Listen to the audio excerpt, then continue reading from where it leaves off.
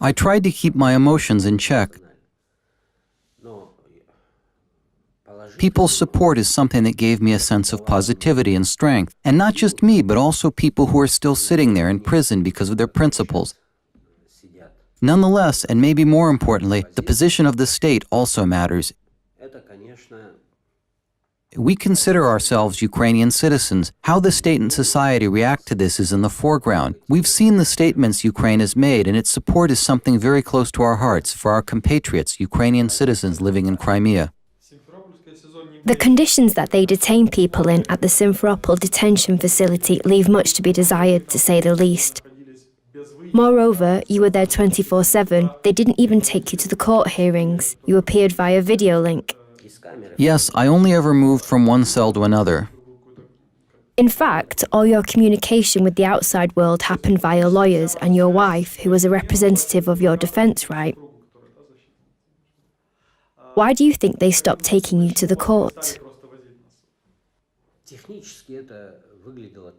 Technically, it looked like this. Chiygoz is taken to the court, hundreds of people gather, and as a result, it's not just Chiygoz in opposition, but the whole society. Despite the obstacles, searches, security barriers, metal detectors, rude behaviors, small rooms with enough space only for 5 or 6 people, people have overcome that and fought against that. They had to close the streets, put hundreds of special forces there. At first, when my case was heard, together with my brothers Ali and Mustafa, it had a major resonance and they had some trouble. When they sent the case for further investigation, they decided to divide it, and I was told that, in general, it was the first time the court of first instance conducted hearings via video since the adoption of this law in Russia. Ali Asanov, Mustafa Degermenci and other people involved in the so-called February 26th case received a proposal to give evidence against you in exchange for freedom. I assume that you also received this proposal. Of course, before the arrest, they were saying that the level of trust for me and my reputation among my compatriots is impressive, especially after the deportation of Mustafa Jamilyev and Rifat Chubarov. But in general, they failed. They understood that all their efforts to make me switch to their side were in vain. And then as a result, they understood that it would be a real problem. Any kind of communication with me, even a dialogue, was a big problem for them. Through whom did they try and reach you? When I was put in the detention facility, they tried to reach me through different people. Investigators, a special group was working on my case. They were trying to reach me through the Federal Security Service employees. The proposals I received, they're awful because they are not about me personally, but about the nation. You have to play a rotten trick on your people, on your state.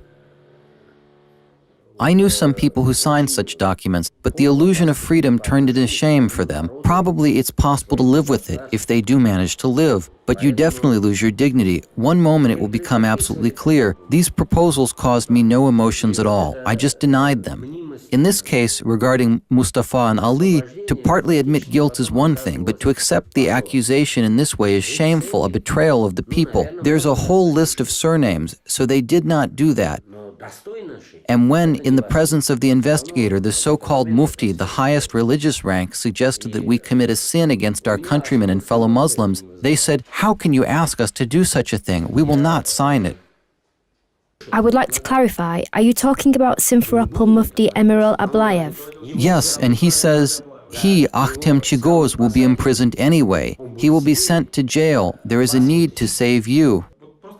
What exactly did they want from you? To recognize the authority of the pro-Kremlin Crimean leader, Sergei Aksyonov, and the Kremlin in Crimea on behalf of the Mejlis.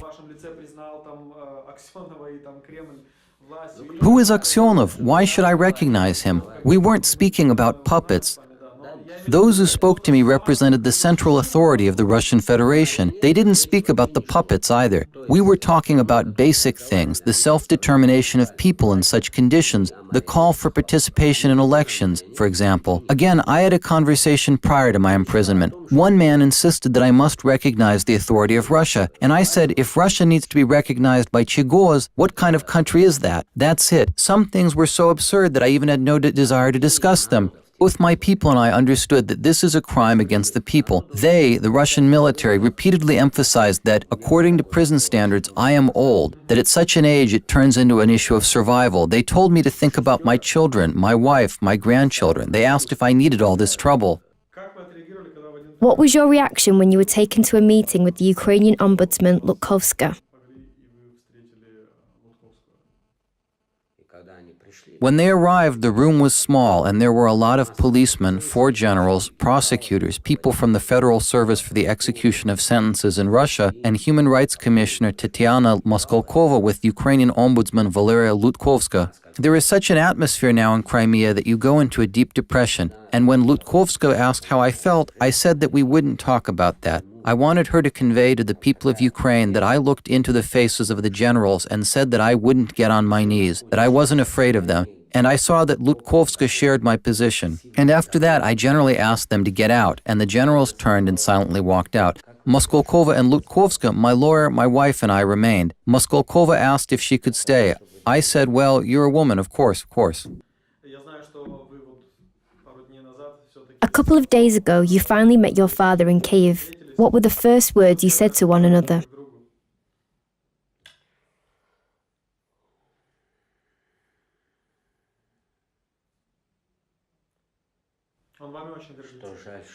It's a pity that my mother isn't with us,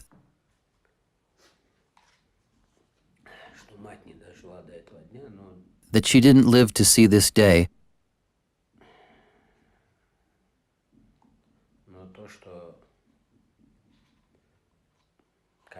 The path of every person in this world, their actions are assessed by society.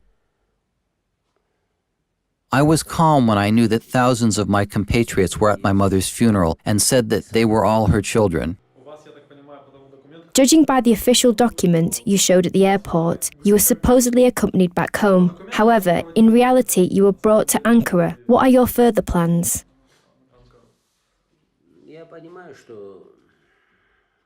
I understand that my position on the issue of citizenship, my adherence to principles, is the price for my deportation.